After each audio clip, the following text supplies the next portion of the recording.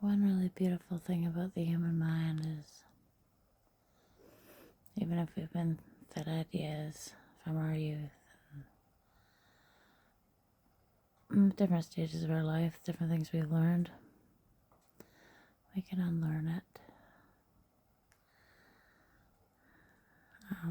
I was raised in a, I don't say racist community, like there was never any racist violence, but there was also really only white people. There was a few exceptions, but mostly, and it was very much, there's a lot of racist jokes and stuff like that. Anyway, so you're sort of taught that way and you think that way, and then I went to college and I met people from different countries, and then I went to work in a lab and there's people from all over the place. This one lady, we became really close, which was funny because she was from Vietnam, and it's crazy the preconceived notions they put in our heads about all these different countries and how people are, and she taught me so much. My favorite. She'd say to me, Dien Gai Dao. Dien Gai Dao. That means you're crazy. In Vietnamese. Yeah, that's a good line to know, to be honest with you. But yeah, I met people from so many different places. Sri Lanka.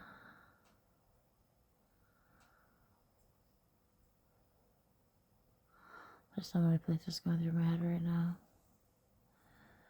Ethiopia, Eritrea. I didn't even know of Eritrea.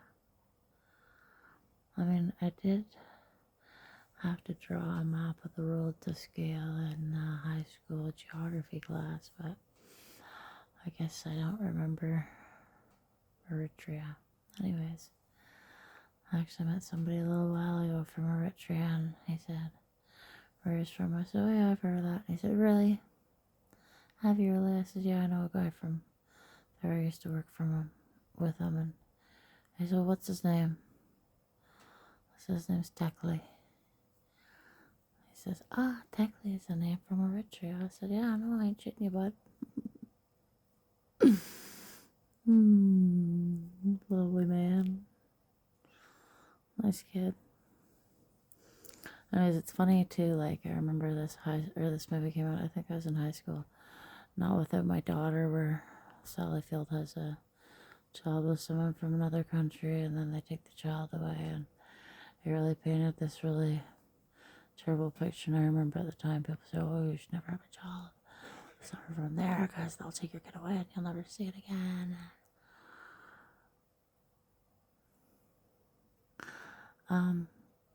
Now, having worked with people from all over the world, many countries, I can say that this implied oppression of women, I'm not saying there's no oppression of women, don't get me wrong, but a lot of it's at a government level. The people of the country don't feel that way. The people of the country, I worked with girls from countries that typically oppress women, but they have very liberal parents and fathers who were just like fathers here. Loved their daughters, wanted them educated, wanted the best for them. And I have people say to me regularly about working with people from foreign countries, oh, that must be awful. No, it's not.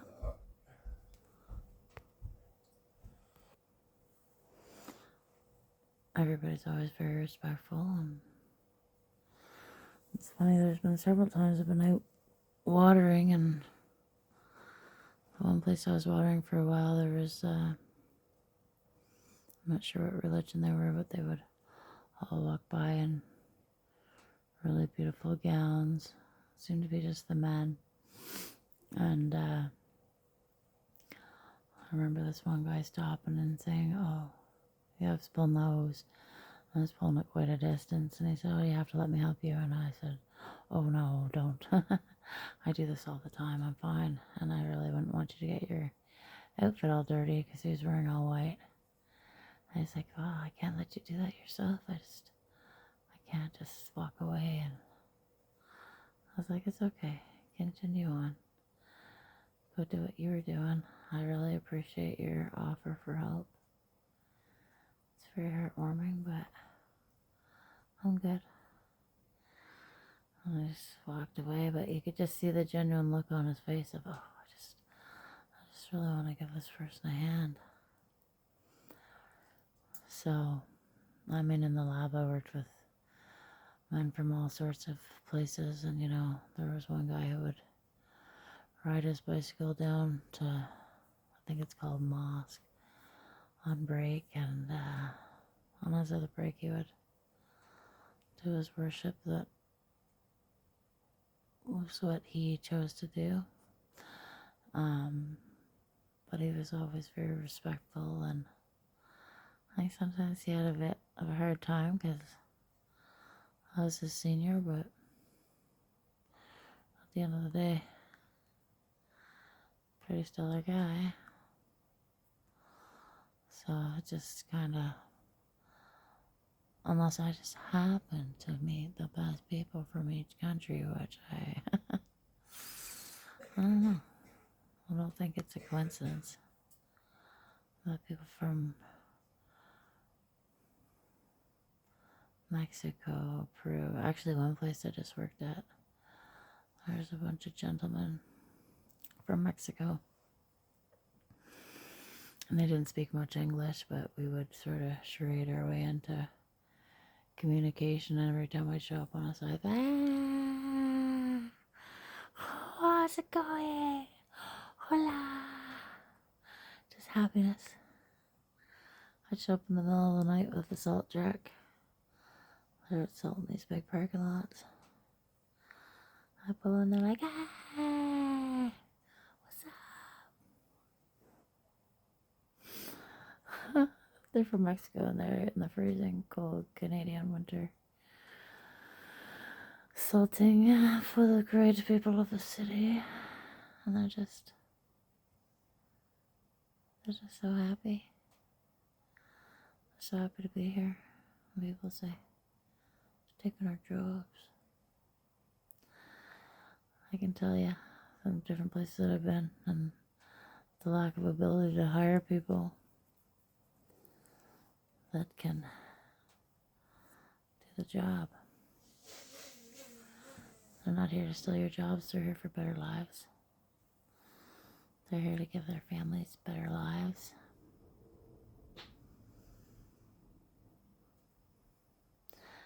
People say that accents have gone up so much since foreign people have been driving the trucks. Well, of course the accents are going to go up. Do you know the amount of trucks have gone up? Do you know the amount of Amazon trucks I see on the road in a day? Like trucks on the road, stop ordering from Amazon, guys. Stop ordering all your pilly shit. And the trucks won't be on the road. Like, why did my Amazon package not get here? Oh, the truck crashed. I was driving through a severe storm on the 401. Sorry that you didn't get your new tea towels.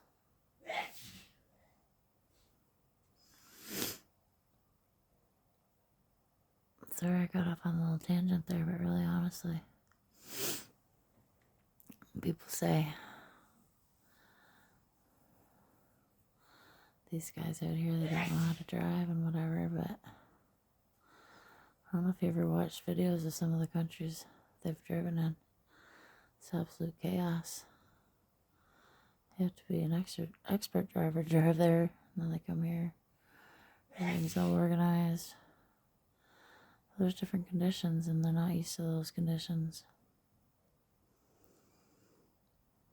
Maybe they don't have buttloads of money. They bought some used trucks and they fixed them up, and they're trying to get ahead in life, and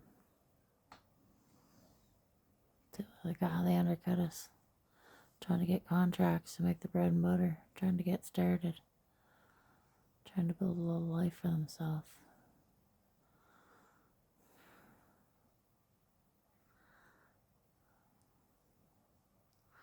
It's weird how people are okay with them doing some things but not other things.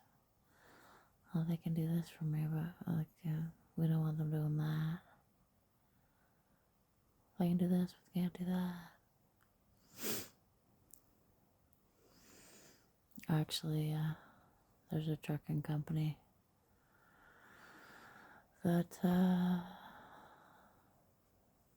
in the same area. I see them all the time when I see the guys out there, and they're doing all the same maneuvers they're doing at all the other schools, and they're out there practicing,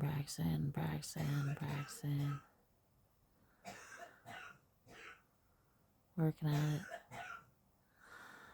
just like everybody. That's from here. Doing the same thing. They all got 2 arms, 2 legs, and a head, 2 eyes, one nose, and a mouth. Their skin's a different color, so people are all up in arms about it. Yeah, they should learn to speak English before they come here.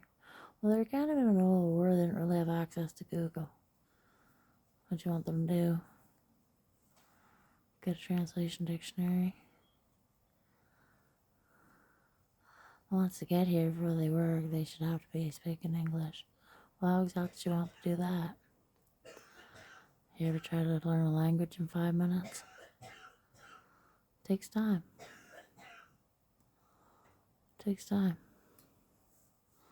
They work at it. Even just the test that they have to do for the citizenship.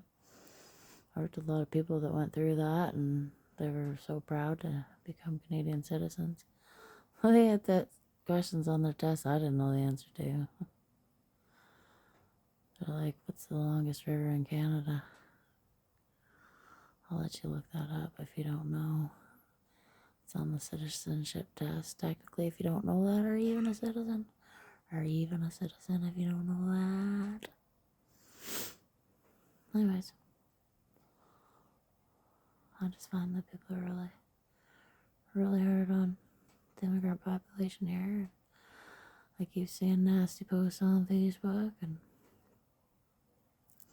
people are like, we gotta stop this. Something's gotta give. The government gives out the licenses, not the trucking school. Just like to point out. Trucking school trains you, and then the ministry does your license, but they of course sub it out to another company, which is where the problems were, I guess, beginning. But just because you see a trucking school out there, and it's not a bunch of white lads in plaid flannel shirts and their old Levi's. It's funny too, I see these things where guys in truck groups post, and they're like, make trucking great again. This is what truckers are supposed to look like, and it's very old white dudes. It's tall, slim lads, look like Sam Elliott. Go look at their profile. They're about 5 foot and 5 foot tall and 5 foot wide. Hey, bud, you don't look like the guys in the picture. I also don't see any girls in the picture, so I guess you don't want that either. What else isn't allowed? Oh, I'm not white. I'm sorry. I'm not a white dude. I can't drive a truck. How does it even make sense?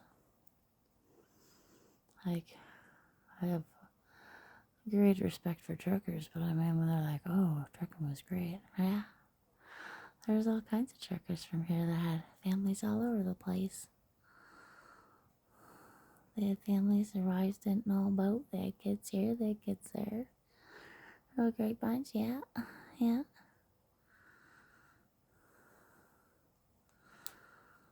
Just saying nobody's perfect. Oh, white men in trucks. Why? Or are you so hell bent on that?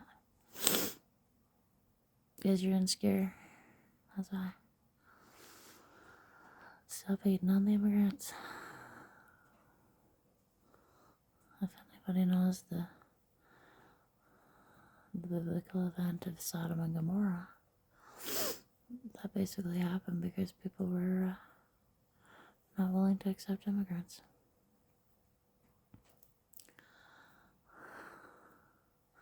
Sometimes an entire race is thrown at you as a test. It's like the angel who came to the people's door and they wouldn't let her in. People are like, oh, well, it's our country. What makes it your country exactly? What makes it your country?